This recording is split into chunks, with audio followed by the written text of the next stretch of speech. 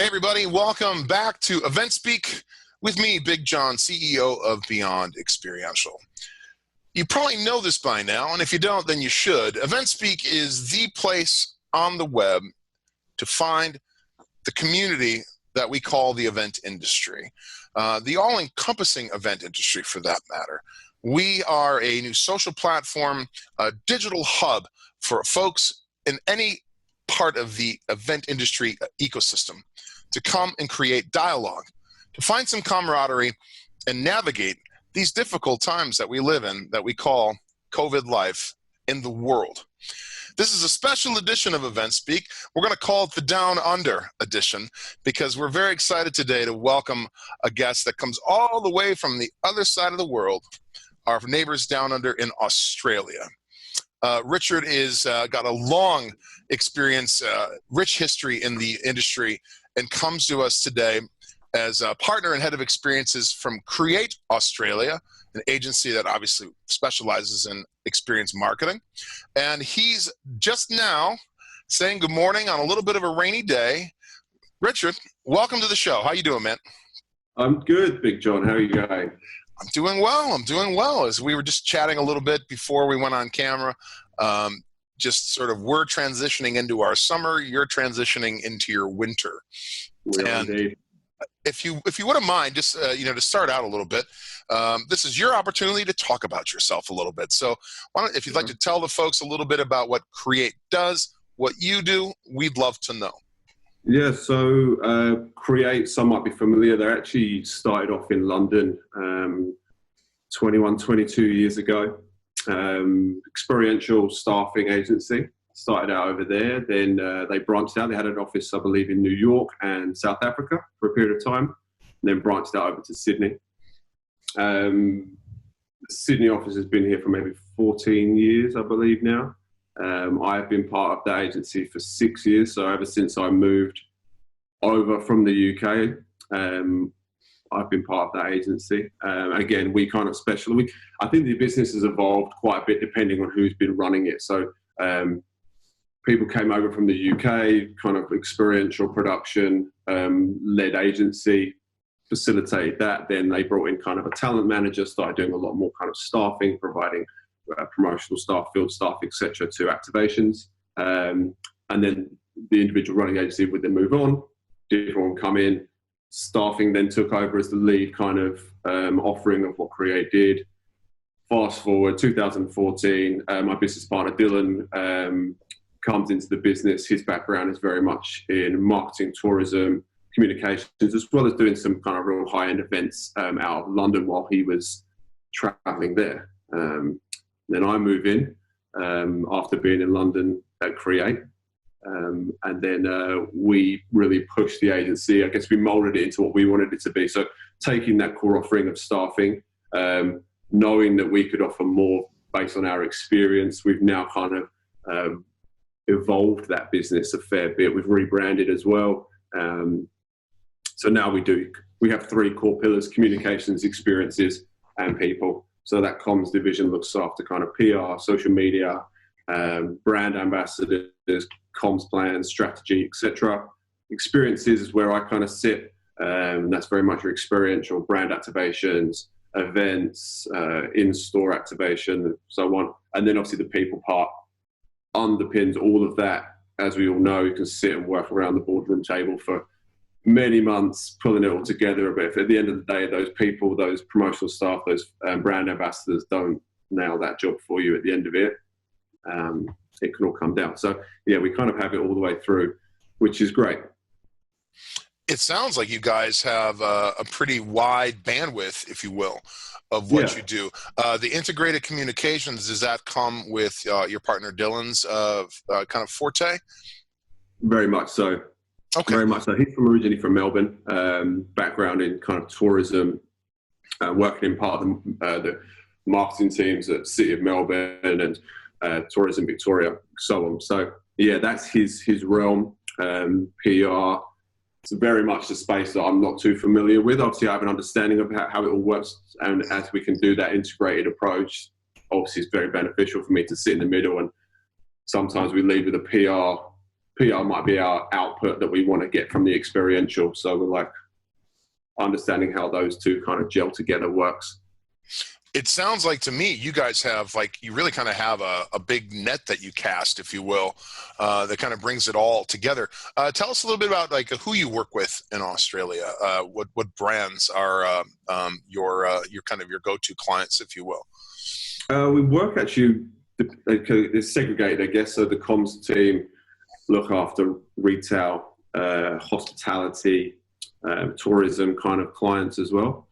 So they, at the moment, are looking after, again, if you're not maybe from Melbourne, you might not know, but there's a place called Collins Street there, probably the main artery of the city, long street, full of all high-end stores, retail, restaurants and so on. And we look after that as a body, essentially. They pull together as the Collins Street precinct, and we oversee all of their PR and comms for that, which means engaging all of those retailers as well and kind of getting them active, pulling through initiatives, to create that space. I guess creating a destination. It's destination marketing, I guess, is the right phrase for that.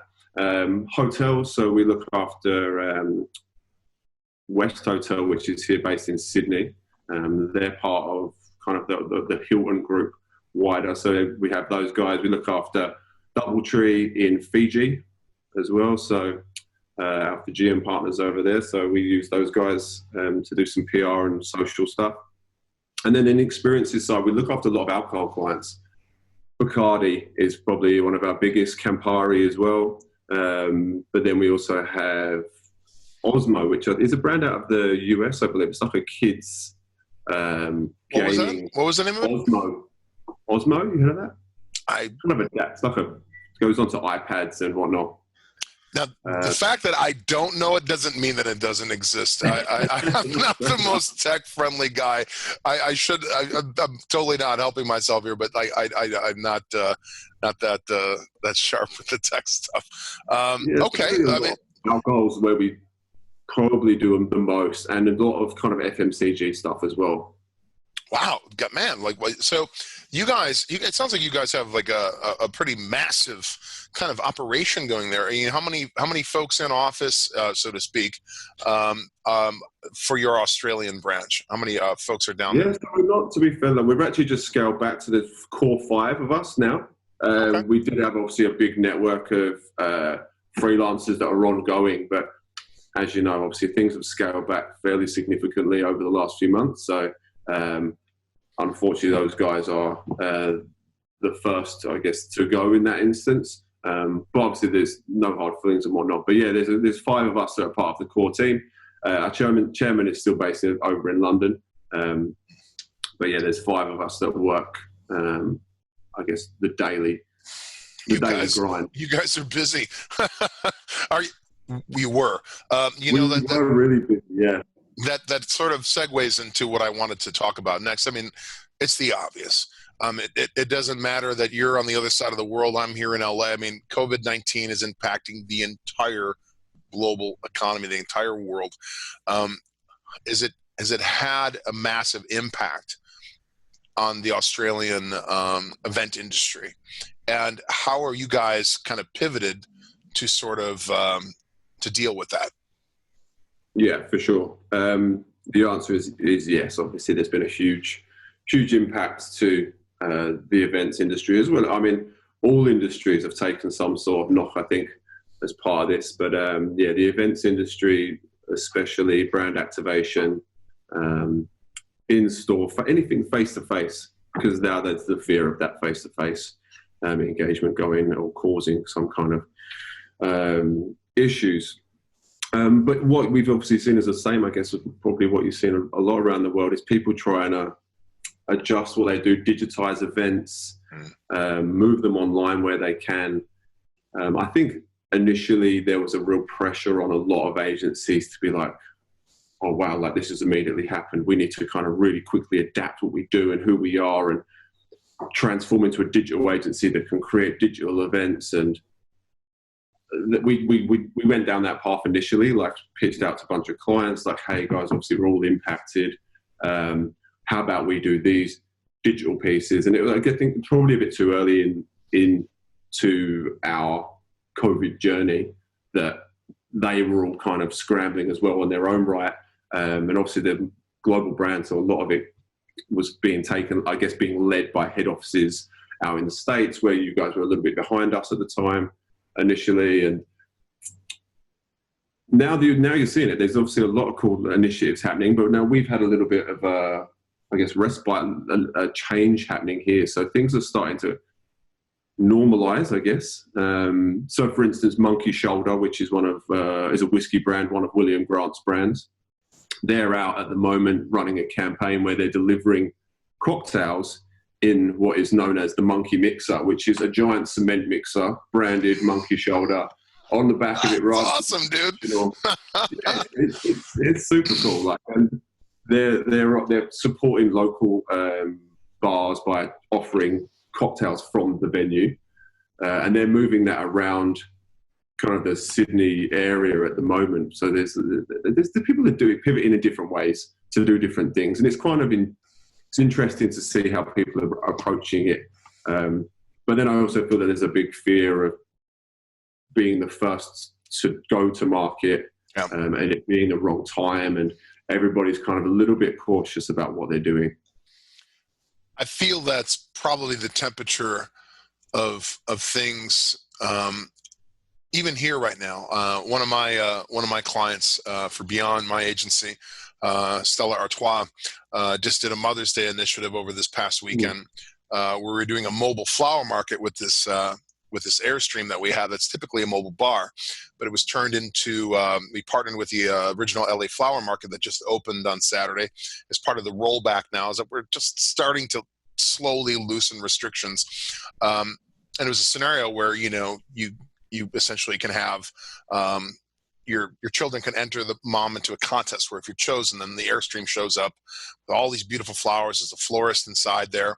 They let you pick out what flowers you want to make a bouquet with. You get a gift card and a Stella chalice and all this stuff. And everything is done so that you essentially don't have to interact with anybody. Yeah, beautiful. Which, it's something that our LA Mayor Garcetti said. He goes, people are asking when things are going to get back to normal. And he said, COVID is here to stay for a while. So we're learning how to adapt and live with it safely and slowly adapt to it. And I think that is the approach that a majority of the world is taking. We've talked to a lot of international clients and friends and said something similar to what you said, where, of course, there's a huge press on digital. In fact, now it's like everybody's rushing to digital, which is, of course, creating a bit of a bottleneck to be like, how do you stand out from that?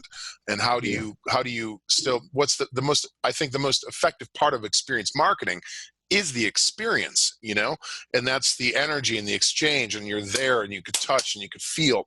But I also think that if it's shown all of us anything right now, is that we have to diversify our core businesses, and that if you have everything centered around live events, I mean, look what happened. I mean, in the span of like 5 weeks, the entire concert music industry got wiped out. I think there's still a huge question mark hanging over that industry, which affects all of us, especially in brand marketing, because there's such a, a synergy and a relationship amongst major branding and sponsorships at live events and concerts and whatnot. Now, I'm curious. We had talked with a Hollywood producer a few weeks ago, a guy named Matty Lesham. And he said that he often shoots in Australia. And at the time when we interviewed him in early April, he said there was a soap opera that was still shooting and a feature film that was going into pre-production in Queensland. Do you feel the climate and the restrictions that allowed that to happen, basically the Hollywood shutdown here, and it's clearly a little different there, do you feel that maybe you guys are a little bit ahead of the curve, that it sounds like you guys are starting to, the curve has been flattened and life is getting somewhat of a resemblance of normal there? Do you think over the next 3 to 6 months in Australia, you're going to see it come more full circle? Meaning we're going to get closer to what we knew as the normal before, of course, with, social distancing and all that stuff involved. Yeah, for sure. I mean, I hope so, from a business perspective, and kind of for everybody's mental well-being as well, to kind of come out of that. But yeah, I think Australia and the guys over here, like the Parliament, the guys who are running it, have done a great job in getting us to where we currently are. I think there is a real risk that we could do what Singapore have done, kind of relax everything too quickly, open up football games and have everybody out and not practicing that social distancing. Everybody too close and too relaxed that we see a spike again. But I do hope, obviously, if we can continue as we are, then yeah, I'm hoping that in that 3 to 6 months, we can kind of be back doing what we do as a business, creating those experiences for consumers and connecting those brands. Some of our brand partners are saying September is the time that they're hearing that the restrictions are being lifted through the conversations they're having with their customers. But we'll see. And of course, obviously, Australia is huge. So everybody's implementing things at different times. And we work nationally. So we don't just operate in Sydney. I'm in Sydney. My business partner, Dylan's in Melbourne. My other business partner, Claire's, she's based up in Queensland. And each of the states are doing things a little bit differently, relaxing things a few weeks between each other. So we'll see. I mean, I'm just hoping that brands are forward planning the post lockdown. Like, what are we going to do when we get out? As I think I mentioned, like that rush to market. Everybody's been sitting dormant for so long that there's going to be a bottleneck. There's only so many site spaces that people can activate. There's only so many shopping centres and spaces to be taken over with brand activity. So unless everybody's ready to fall in line and wait their turn, I think people have got to try and get on that front foot and be ready to go essentially for when it happens. But then also be aware that consumer engagement is going to be different. I don't think we could be looking at being benchmarked for KPIs we had pre-COVID for like number of engagements, awareness, kind of distribution numbers for samples, etc. Because there's going to be a real, I think you mentioned this 3 to 6 months of like restrictions carrying on, but then the landscape might change completely. We just don't know. Like, people might be more fearful of taking a sample. They might be more worried about engaging at a large outdoor event. There's recently like a poll that was done here, and I think only 7 or 8% of people said that they would attend a mass gathering event or festival by the end of the year.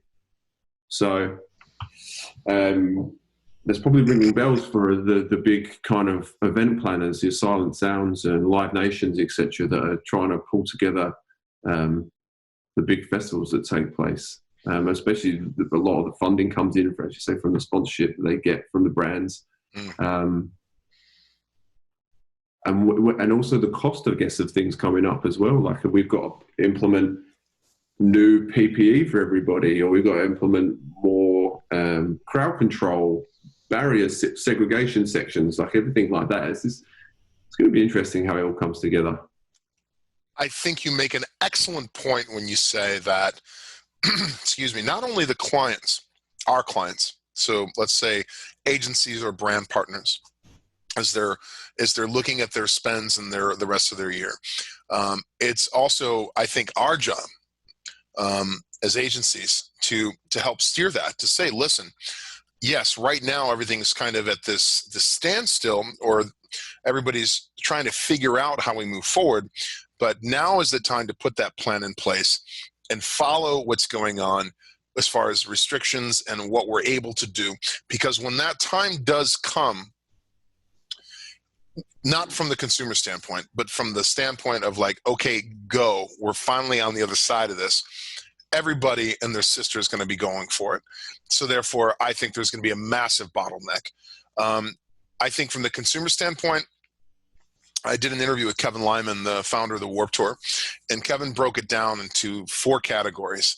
But, you basically have one extreme to the other. The one extreme is that people that are just not going to give a shit, and they're just going to go for it. They're going to run out there and be ready to go. You got people that are going to be in the complete opposite side of that until there's a vaccine for this, they're not going anywhere.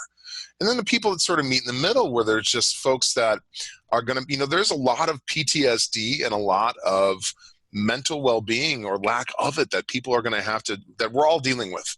There is so many folks that, to think that we could go back to what it was like BC before Corona is just not realistic. I think that the reality post-Corona is going to be similar to the reality we all knew before, but it's going to be different. And then we, as event producers and agencies, are going to have to figure out how we can deliver the brand messaging our clients are looking for and that brand awareness, while at the same time still making consumers feel safe that they could take part in this. And I think I'd love to be able to say that I have the answer of how that shapes up and how it looks. But I think the fact of the matter is you're right. Until we get to that point, the jumping off point, no one's going to really know. So I have one more question for you, man, that is nothing to do with COVID, but as something we get a lot here at EventSpeak. EventSpeak goes back to 2005, and as we were talking a little bit off camera, James started it as just a place that, initially was brand ambassadors and field marketing staff that were just coming to look for jobs. And the one thing we heard a lot then, and we're already hearing about now as we revamped the site and revamped the app and now created this whole new component to EventSpeak being the network and this show and everything else, is people that want to work internationally. Like, how do we take what we know of the American consumerism and take it to Australia, for that matter? From what Kreate does, any advice to those people here that are professionals, that have skills, that have the chops to potentially be an asset if they were able to work internationally, if they were looking to work in the Australian market? Is there any advice that you would impart upon them that or Kreate would be able to accommodate from that capacity? Yeah, for sure. I think one of the big things would be definitely just to reach out to people. I mean, if it's you as an individual was interested in making that move from being a producer over in the States to potentially coming over here and being a producer and doing something like that, then, and if you've got questions, reach out to somebody, reach out to other agencies to speak to them, reach out to possible contacts that you might have over there, or anybody who's already been over there. I mean, I think it's probably the same way you guys are, but I remember from working in London, I had so many Australians that worked alongside me in the agency world.